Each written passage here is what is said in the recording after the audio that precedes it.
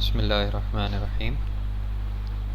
अच्छा, आज हम एक नया टॉपिक शुरू करने जा रहे हैं कि जिसका नाम है रेडिकल्स, और ये रूट्स और एक्सपोनेंट्स वगैरह से रिलेटेड है। और इसको भी मैं इंशाल्लाह कोशिश करूँगा कि आसान करके समझाऊँ और सिंपल करके समझाऊँ ताकि आप लोगों के जहन में ये बात बैठ जाए। अच्छा, सबसे पहले आपकी बुक का पेज नंबर 13 है शायद ये, उस पर बाकी सारी चीज़ों को छोड़कर आप इस चीज़ पर अगर गौर करें तो बड़ी सिंपल सी बात लिखी हुई है कि एक रूट का साइन है, ठीक है, और उसके अंदर एक नंबर है या एक वेरिएबल है a, और इस रूट के साइन के ऊपर इस जगह पे कुछ भी नहीं लिखा हुआ। ये जो जगह है ये खाली है, यानी कि ये स्क्वायर रूट है उस नंबर का, ठीक है। अगर उस जगह पर ये 3 लिखा हुआ है यानी कि ये क्यूब रूट है, ये 4th रूट है, और ऐसे आगे बढ़ते बढ़ते बढ़ते 5th 6th 7th 8th और n, यानी कि जो भी नंबर हम यहाँ पे लिखना चाहें वो, यानी कि 100 लिखना चाहते हैं वो 100th रूट ऑफ 8 a होगा, ठीक है। ये थी बहुत सिंपल सी बात। अब इसके अंदर कुछ टेक्निकल टर्म्स हैं, आप उनको समझें ताकि जब आपसे क्वेश्चन किया जाए तो आप समझें अच्छा इस चीज़ की बात हो रही है, ठीक है। तो सबसे पहली इम्पॉर्टेंट टर्म, इसको अगर मैं जूम कर दूँ थोड़ा सा, आपके जो रेडिकल्स होते हैं या इससे रिलेटेड जैसे भी नंबर्स होते हैं, एक्सप्रेशंस होते हैं, उसकी 2 फॉर्म्स होती हैं। एक होती है रेडिकल फॉर्म और एक होती है एक्सपोनेंट फॉर्म। हम दोनों को एक एक करके देखेंगे। रेडिकल फॉर्म जो है कुछ आपकी इस तरह की होगी, ठीक है। इसके अंदर आपके पास एक रूट का साइन होगा, रूट के साइन के ऊपर कुछ ना कुछ होगा, अगर कुछ नहीं होगा तो यानी कि 2 है, और उसके अंदर कुछ ना कुछ नंबर या वेरिएबल्स या एक से ज़्यादा वेरिएबल भी हो सकते हैं। तो इसमें हर चीज़ का अपना एक नाम है, उसको आप ज़रूर समझें कि यहाँ पर जो n है ये, इसको कहते हैं इंडेक्स। इसके अंदर जो x है उसको कहते हैं रेडिकैंड, और ये जो स्क्वायर का साइन है, स्क्वायर रूट का जिसको हम कहते हैं, इसको कहते हैं रेडिकल साइन, ठीक है। आई यहाँ तक क्लियर है, इसमें कोई मुश्किल बात नहीं है। वैसे आपको ये टर्म समझ में आएगा तो आपको सवाल भी समझ में आएगा, आपको सवाल समझ में आएगा तो आपको उसको आंसर करना भी आएगा, ठीक है। दूसरी है एक्सपोनेंट फॉर्म। ये जो रेडिकल फॉर्म है, अगर इसको हम दूसरी तरह से लिखें, ये इक्वल है इसके x पावर 1/n, ठीक है। और इसमें जो x है वो आपकी बेस कहलाती है, और जो ऊपर पावर है 1/n ये आपका कहलाता है एक्सपोनेंट, और इस पूरी फॉर्म को एक्सपोनेंट फॉर्म कहते हैं। अब यहाँ पर जो है हम इसकी जगह कोई वो भी लिख सकते हैं। मैं आपको अगर एग्जांपल दूँ कि ये पावर 3 है और ये नंबर है 5, ठीक है। दोनों को मैं आपको एज एग्जांपल लिख के दिखा देता हूँ। ये अंदर 5 है और यहाँ पे 3 है, यानी कि 5 के क्यूब रूट को हम रेडिकल फॉर्म में लिखेंगे तो इस तरह लिखेंगे, और एक्सपोनेंट फॉर्म में लिखेंगे तो इस तरह लिखेंगे। अच्छा, अब हम आगे कंटिन्यू करते हैं। अभी हमने समझा कि किसी भी एक्सप्रेशन की रेडिकल फॉर्म और एक्सपोनेंट फॉर्म क्या होती है, जो कि यहाँ पे हमें ब्लू बॉक्स के अंदर भी नज़र आ रहा है, ब्लू रेक्टेंगल के अंदर, ठीक है। यहाँ से अगर हम आगे अपनी डिस्कशन का स्टार्ट करें तो यहाँ पे हमें कुछ प्रॉपर्टीज़ दी हुई हैं स्क्वायर रूट्स की या रूट्स की इन जनरल, ठीक है। तो यहाँ पर हम एक एक प्रॉपर्टी को देखते जाएंगे और उसके एग्जाम्पल भी देखेंगे साथ में, ताकि सही से समझ आए बात, ठीक है। तो सबसे पहली प्रॉपर्टी है कि under root a multiply by under root b is equal to under root a into B, यानी कि अगर स्क्वायर रूट के अंदर एक नंबर है और वो मल्टीप्लाई हो रहा है स्क्वायर रूट के अंदर दूसरे नंबर से, तो इसमें कोई हर्ज नहीं है कि हम उनको एक ही स्क्वायर रूट के अंदर जमा कर दें, ठीक है। इसके एग्जांपल मैं आपको यहाँ पे आपको दिखाता हूँ, ठीक है। सबसे पहली एग्जांपल ये कि अंडर रूट 3 मल्टीप्लाई हो रहा है अंडर रूट 6 से, तो हमने उसको एक ही रूट के अंदर, एक ही स्क्वायर रूट के अंदर लिख दिया 3 मल्टीप्लाई बाई 6। जो भी मैंने ब्लू में लिखा हुआ है तो ये सॉल्यूशन का हिस्सा नहीं है, सिर्फ मैं एग्जांपल यहाँ तक पूरी है और मज़ीद ये जो सॉल्यूशन है वो मैंने यहाँ कर दिया है, तो ये ज़रूरी लाजमी नहीं है, ठीक है। नेक्स्ट एग्जांपल हमारे पास है number 2, under root A upon under root B, यानी कि square root of A upon square root of B. तो इसमें कोई हर्ज नहीं है कि हम इसको एक ही स्क्वायर रूट के अंदर पूरा एक्सप्रेशन लिख दें, ठीक है।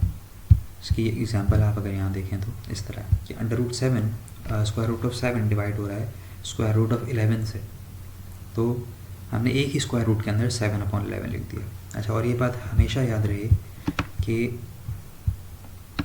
जब भी इस जगह पर रूट के कुछ नहीं होगा, जब भी रूट के इस जगह पर कुछ नहीं लिखा हुआ होगा, यानी कि वो 2 है, ये अंडरस्टूड बात है, ये हमेशा से ध्यान में रखिएगा कि ये 2 है, स्क्वायर रूट हो गई। फिर अगर इस पर 3 लिखा होगा तो क्यूब रूट है, और 4 ऑनवर्ड्स वो लिखा हुआ था, लेकिन जब 2 होता है तो उसको लिखते नहीं हैं, ठीक है। नेक्स्ट एग्जांपल पे आते हैं कि एक वेरिएबल है वो अपने ही स्क्वायर रूट से डिवाइड हो रहा है, तो आंसर उसी वेरिएबल का स्क्वायर रूट होगा, ठीक है। उसकी एग्जांपल यहाँ पे देख लें कि अगर 8 divided by square root of 8 है तो उसका आंसर स्क्वायर रूट ऑफ 8 आएगा। ये किस तरह होता है, ये इसकी पूरी वो है एक्सप्लेनेशन है, इसको सॉल्यूशन है, सिंप्लीफिकेशन है, वो इंशाल्लाह मैं आपको बाद में करके दिखाऊंगा भी, लेकिन अभी के लिए ये याद रख लें। अच्छा, नंबर 4 पर जो प्रॉपर्टी है उसको देखिए कि square root of A multiply by square root of A, और ये बन रहा है square root of A square. अब यहाँ पे जब भी कोई नंबर स्क्वायर रूट के अंदर स्क्वायर में आ जाता है तो ये वाला स्क्वायर इस रूट से कैंसिल होता है और हमारे पास सिर्फ वो वेरिएबल बच जाता है, ठीक है। यानी कि वो नंबर जो है वो रूट से बाहर आके सिंगल नंबर बन जाता है, पहले अंदर स्क्वायर था और बाहर आके वो 1 पावर सिंगल पावर बन जाता है, ठीक है। इसकी एग्जांपल यहाँ पे देख लें, ये कि अंडर रूट 6 मल्टीप्लाई हो रहा है अंडर रूट 6 से, तो वो बन रहा है अंडर रूट 6 का स्क्वायर, और नतीजतन वो बन रहा है सिर्फ 6।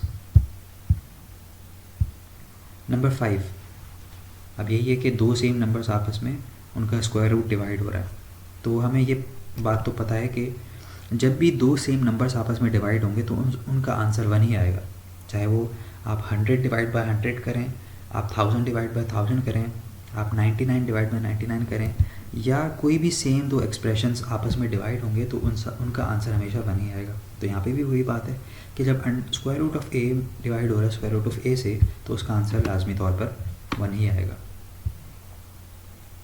ठीक है। इसकी एग्जांपल बहुत ईजी सी है, यहाँ पर देख लें कि अंडर रूट 10 डिवाइड हो रहा है अंडर रूट 10 से, तो उसका आंसर 1 आएगा, ठीक है। अगली नंबर 6 पर आ जाएं।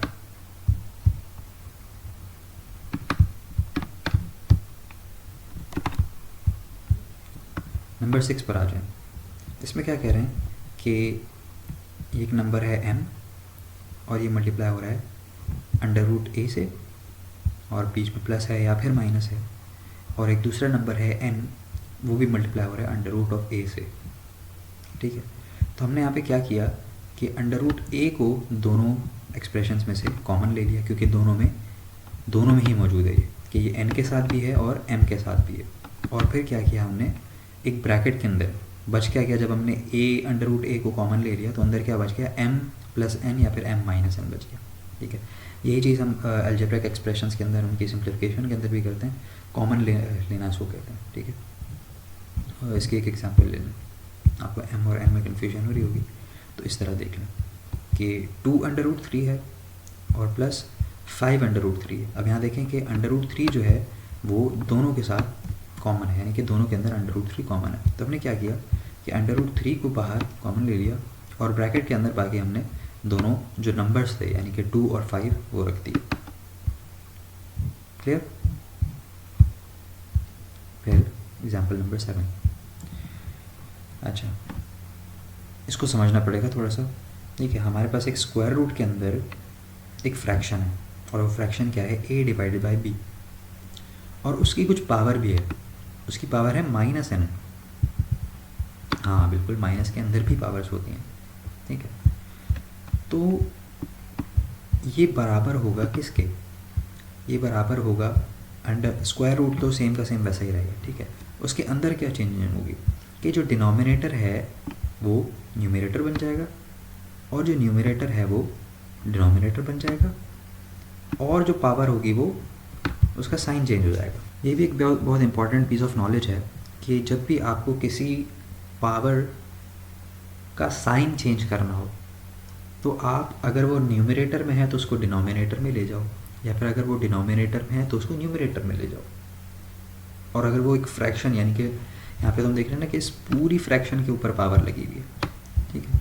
तो हमने क्या किया कि इस पूरी फ्रैक्शन को ही उलट दिया, तो हमारे पास पावर भी जो है इस पूरी फ्रैक्शन की वो उस पावर का साइन चेंज हो गया। इसके एग्जांपल यहाँ पे देख लें आप।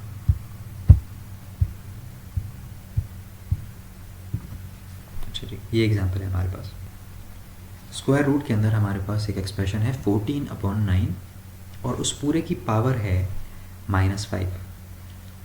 तो हमने इक्वल्स के इस तरफ क्या किया कि हमने इस फ्रैक्शन को अपसाइड डाउन कर दिया, उल्टा कर दिया। तो हमारे पास ये हो गया स्क्वायर रूट ऑफ 9/4 और इस 9/14 और इस 9/14 की पावर हो गई 5, यानी कि पहले -5 थी, लेकिन जब हमने फ्रैक्शन को उलट दिया तो उसकी पावर भी उलट हो गई, यानी कि +5 हो गई, ठीक है। यहाँ तक तो थे एग्जाम्पल्स या प्रॉपर्टीज़ स्क्वायर रूट्स के, लेकिन देखें कि कहीं भी आपके पास यहाँ पर नंबर नहीं है, इस जगह पर नंबर नहीं है, किसी भी उसमें इस जगह पर नंबर नहीं है। लेकिन अब हम आगे करने जो देखने जा रहे हैं वो भी इससे मिलती जुलती प्रॉपर्टीज़ हैं, और वो स्क्वायर रूट की नहीं होंगी, बल्कि स्क्वायर यानी कि 2 से ऊपर के रूट्स की होंगी। तो उसको हम स्टार्ट कर लेते हैं,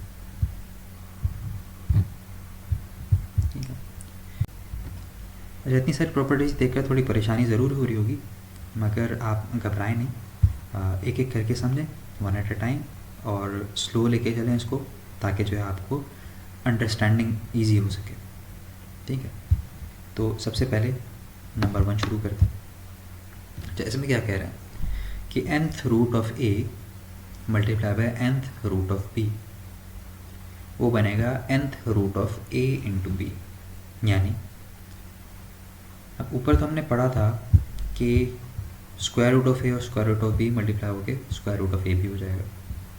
तो यहाँ पे भी हमारे पास कुछ ऐसी ही बात हो रही है कि जब किसी भी रेडिकल का इंडेक्स, किसी भी 2 रेडिकल्स का इंडेक्स सेम होगा तो वो दोनों रेडिकल्स आपस में मल्टीप्लाई हो सकते हैं, बिल्कुल 100%।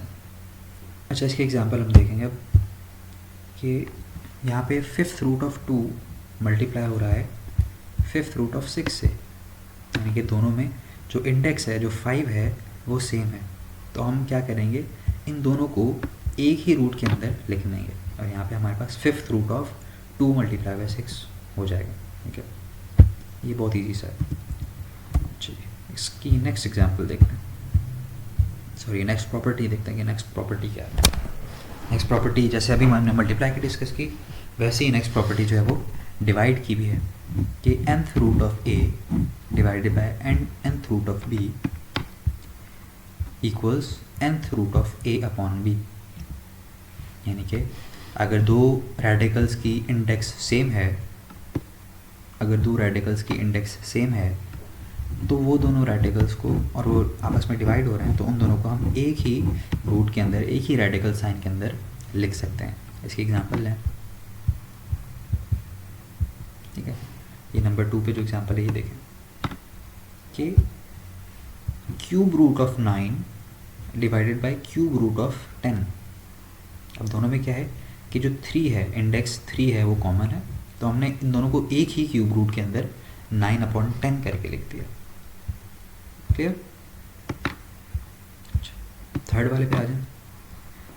अब ये कह रहे हैं कि nth root of a power m, यानी कि रेडिकल साइन है, इसका जो इंडेक्स है वो n है, और इसके अंदर जो रेडिकेंड है वो a है, और उसकी पावर m है। यानी कि अब रेडिकल के अंदर, रेडिकल साइन के अंदर जो वेरिएबल है, जो नंबर है, उसको अब हम पावर भी दे रहे हैं साथ में, ठीक है। तो जब हम पावर देंगे तो हमने पहले पढ़ा था कि ये जो n है ये रूट हटने पर यहाँ पर 1/n करके मल्टीप्लाई हो जाता है, ठीक है। तो जब हम इसको यहाँ पे 1/n करके मल्टीप्लाई करेंगे तो जाहिर सी बात है n क्योंकि डिनोमिनेटर में है तो ये वो m1 m होगा और n जो है वो डिनोमिनेटर में आ जाएगा। इसके एग्जांपल यहाँ पे लें, ये एग्जांपल है हमारे पास कि 4th रूट ऑफ 13 पावर 3, ठीक है। 13 की पावर 3 है और उसका 4th रूट है। तो जो ये 4 है, ये जो 4 है जब हमने रूट हटाया तो ये 1/4 होके यहाँ के मल्टीप्लाई हुआ और यहाँ पे ऑलरेडी एक पावर मौजूद थी तो उस पावर से मल्टीप्लाई होके 3/4 हो गया। अच्छा, एग्जांपल नंबर 4, इसमें क्या कह रहे हैं कि अब यहाँ पे सिर्फ एक इंडेक्स नहीं है बल्कि 2 इंडेक्स हैं, ठीक है, और अंदर एक पावर भी मौजूद है। और यहाँ पर एक समझने की बात यह है कि इसमें से जो एक इंडेक्स है n, वो ही अंदर पावर भी है, ठीक है। पहले तो यहाँ तक समझ लें कि mn root of a power n, ठीक है। तो हमने अभी अभी समझा और पहले भी 2-3 बार समझ चुके हैं कि ये जो इंडेक्स होती है जब रूट हटता है तो ये यहाँ के 1 के अंदर पावर बन जाती है, ठीक है। तो यहाँ पे ऑलरेडी एक n पावर मौजूद है तो ये जो दोनों mn हैं ये इसका डिनोमिनेटर बन जाएंगे, ठीक है। तो हमने क्या किया कि जब रूट हटाया तो पावर क्या लग गई n जो कि ऊपर ऑलरेडी मौजूद था और डिनोमिनेटर में n और m, ठीक है। और ये n इस n से कैंसिल हुआ तो हमारे पास क्या बच गया a power 1/m। I hope ये क्लियर होगा, ईजी है। इसकी एग्जांपल भी देख लें। इसकी एग्जांपल ये है कि हमारे पास 2 इंडेक्सेस हैं, यानी कि इंडेक्स में हमारे पास 2 भी है और इंडेक्स में हमारे पास 5 भी है, ठीक है। ये मैंने आपको सिर्फ समझाने के लिए लिखा है, वैसे 2 5 से 10 ही होगा और ये 10 ही लिखा है अगर 2 नंबर्स होंगे, लेकिन वहाँ पे वेरिएबल है तो मैंने सिर्फ आपको समझाने के लिए किया है। अगर आपके पास 2 आएंगे भी तो वो वेरिएबल की शक्ल में आएंगे, वो नंबर की शक्ल में नहीं आएंगे, ठीक है। तो ये सिर्फ अंडरस्टैंडिंग डेवलप करने के लिए है कि एक हमारे पास इंडेक्स है 2 और दूसरा इंडेक्स है हमारे पास 5, ठीक है। और अंदर जो रेडिकल है, अंदर जो रेडिकेंड है उसके पास भी पावर 5 है, ठीक है। तो यानी कि ये वाला 5 बाहर और ये 5 अंदर, ये दोनों सेम है, ठीक है। यानी कि इंडेक्स में से एक नंबर और अंदर जो पावर का नंबर है वो सेम है, ठीक है। अब हमने क्या किया, हमने रूट हटाया तो ये जो 2/5 है ये इस 5 के डिनोमिनेटर में आ जाएगा, जैसे कि यहाँ पे आप देख सकते हैं, ठीक है। और फिर अगले स्टेप में हमने क्या किया कि ऊपर वाला 5 नीचे वाले 5 से कैंसिल हुआ और जो रह गया वो 7 पावर √1/2, वो 7 पावर 1/2। यहाँ तक क्लियर है? अच्छा, मैं आपको रेकमेंड करूँगा कि अगर आपको बहुत तेज़ लग रहा है तो एक बात तो मुझे आप कमेंट्स में बताएं कि थोड़ा स्पीड ज़्यादा है पढ़ने का, या इसको थोड़ा स्लो करें या एग्जाम्पल ज़्यादा करें। दूसरा ये कि मैं आपको रेकमेंड करूँगा कि अगर आपको कुछ समझ नहीं आ रहा तो आगे ना बढ़ें, ठीक है। तो उसको वापस जाके रिव्यू करें, थोड़ा पॉज करके सोचें कि यहाँ पे क्या बात हो रही है और उसको फिर अपने पास लिख के भी देखें। आपको जब समझ आए तो आगे बढ़ें, ताकि जो है आपको जब आगे वाले कॉन्सेप्ट्स पढ़ें तो आपको उसमें मसला ना हो, आप उसमें ये कंफ्यूज ना हो कि यहाँ पे हो क्या रहा है और मैं सॉल्व करता चले और आपको समझ ही ना है कि यहाँ पे क्या हो रहा है। तो आप ज़रूर जो है उसको बार बार रिवाइंड करके देखें और अपने पास लिख के उस पर सोचें और जब समझ आ रहा है तो फिर आगे बढ़ें आप। प्रॉपर्टी नंबर 5 है, यहाँ पे वही काम हो रहा है कि एक ही रूट है, उसके अंदर 2 इंडेक्सेस हैं, ये m और n, ठीक है। अब इसमें से क्या किया हमने कि हमने एक इंडेक्स को अंदर भेज दिया, यानी कि जब हम रूट हटाते हैं, यानी कि इसका एक तरह से हम रूट ही हटा रहे हैं लेकिन रूट मुकम्मल नहीं हटा रहे, ठीक है। जब हमने एक इंडेक्स को अंदर भेज दिया तो ये हमें पता है कि जब इंडेक्स यहाँ आती है तो ये 1/n की पावर में आती है। तो जब हमने n को अंदर भेजा तो ये 1/n की पावर बन गया, लेकिन m जो है वो बाहर ही रहा, ठीक है। फिर हमें क्योंकि पता है, ऊपर मैं आपको थोड़ा स्क्रॉल करके दिखा दूँ कि ये दोनों चीज़ें एक बराबर होती हैं, या तो हम nth power nth root of a लिखें या फिर a पावर 1/n लिखें, तो ये बराबर है। तो अभी हम क्या करने जा रहे हैं, इसको इसमें बदलने जा रहे हैं, ठीक है। वही काम इस वाले स्टेप में हो रहा है, यही काम इस वाले स्टेप में हो रहा है। क्या कि ये a पावर 1/n था, इसको हमने nth रूट ऑफ a में कन्वर्ट कर दिया, यानी कि nth रूट ऑफ a। ये थोड़ी सी मुश्किल बात होगी कि m रूट है और इसके अंदर n रूट है और इसके अंदर a है। यानी क्या कह रहे हैं कि इस एक एक्सप्रेशन को लिखने के 4 तरीके हैं, 1 2 3 के बीच में देखें आप, इज इक्वल टू, यानी कि इन चारों तरीके से आप एक ही एक्सप्रेशन को लिख सकते हैं, ठीक है। इस तरीके से भी लिख सकते हैं, और आखिर में हमें पता है कि जब हम रूट हटाएंगे तो ये भी यहाँ जाके 1/n की पावर में आ जाएगा और ये भी यहाँ जाके 1/n की पावर में आ जाएगा। तो ये आखिर में इसी तरह भी लिख सकते हैं हम, बिल्कुल सिंप्लीफाई करके, कि a power 1/m multiply by n, ठीक है। इसकी एग्जांपल भी मैं आपको दिखा देता हूँ। हमारे पास 2 इंडेक्सेस हैं यहाँ पे, ठीक है, एक 3 है और दूसरा 4 है। हमने क्या किया, ये जो इंडेक्स 4 है इसको हमने अंदर भेज दिया रूट के। जब इसको अंदर भेजा तो 17 पावर 1/4 हो गया, ठीक है, क्योंकि हमें पता है कि इंडेक्स जब रूट के अंदर जाता है या रूट हटता है तो फिर जो इंडेक्स है वो 1/4 की पावर में आ जाता है। हम बार बार इस चीज़ को समझ रहे हैं ताकि हमारे जहन में ये चीज़ तो कम से कम बैठे कि जब रूट हटता है तो क्या होता है, ठीक है।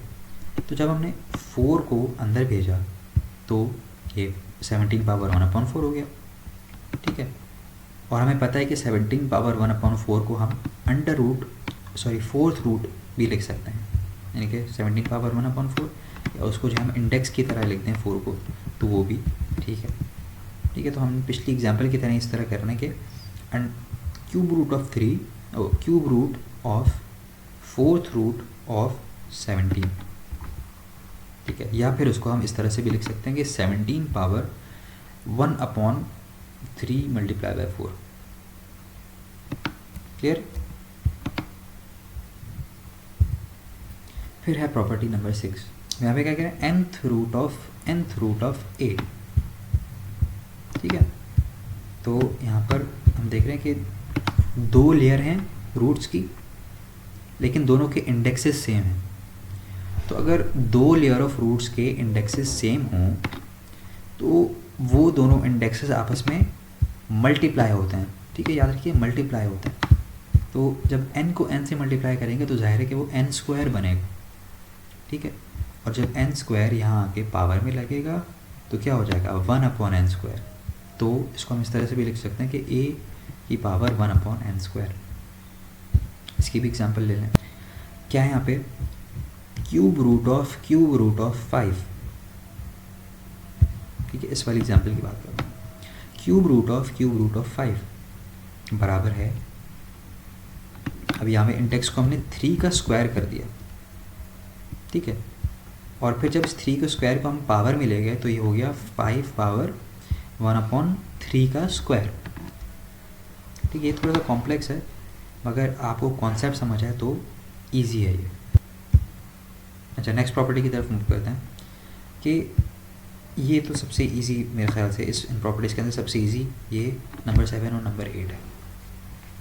और वो ये कि जब इंडेक्स और अंदर वेरिएबल की पावर वो सेम हो तो फिर हम इस वेरिएबल को एज इट इज़ लिख देते हैं रूट हटा के, ठीक है।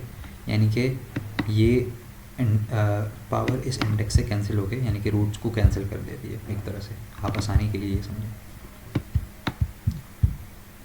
तो इसकी भी एग्जांपल ले लें कि 5th रूट ऑफ 2 पावर 5, तो यानी कि ये 5 इस रूट से कैंसिल हुआ और हमारे पास बच गया सिर्फ 2। और लास्ट प्रॉपर्टी हमारे पास प्रॉपर्टी नंबर 8, इसमें क्या कह रहे हैं कि वही एक्सप्रेशन है लेकिन अपने आप से डिवाइड हो रहा है। अब हमने ऊपर ये बात समझी और हम ये बात लॉजिकली जानते भी हैं कि जब भी कोई एक्सप्रेशन अपने आप से डिवाइड होगा तो उसका आंसर लाजमी तौर पर बनाएगा, ठीक है। हमारे पास ये एक एक्सप्रेशन है nth root of a power n और वो अपने आप से ही डिवाइड हुआ है तो जाहिर सी बात उसका आंसर बनाएगा। इसमें कुछ एक्सप्लेन करने वाली बात ऐसा है नहीं। इसकी एग्जांपल आप ये देख लें कि ऊपर वाले को ही मैंने लिया है कि 5th root of 2 power 5 divide हो रहा है 5th रूट ऑफ 2 पावर 5 से, तो ये 1 के बराबर है ऑब्वियसली। आई होप कि आपको ये प्रॉपर्टीज़ जो रेडिकल की प्रॉपर्टीज़ हैं समझ में आएंगी, और ये बहुत ज़्यादा क्रूशल, बहुत ज़्यादा इंपॉर्टेंट है आपके लिए कि आप इसके ज़रिए से एक्सरसाइज 1.3 और आगे आने वाली एक्सरसाइजेज़ को समझेंगे और सॉल्व करेंगे। तो आप कोशिश करें कि इस वीडियो में बहुत ज़्यादा टाइम लगाएं, इसको बहुत ज़्यादा गौर से देखें और इसको रिवाइज़ करें, ताकि आप आगे आने वाली जो वीडियो हैं, जो एक्सरसाइजेज़ हैं, जो 1.3 स्पेशली, उसको समझ सकें।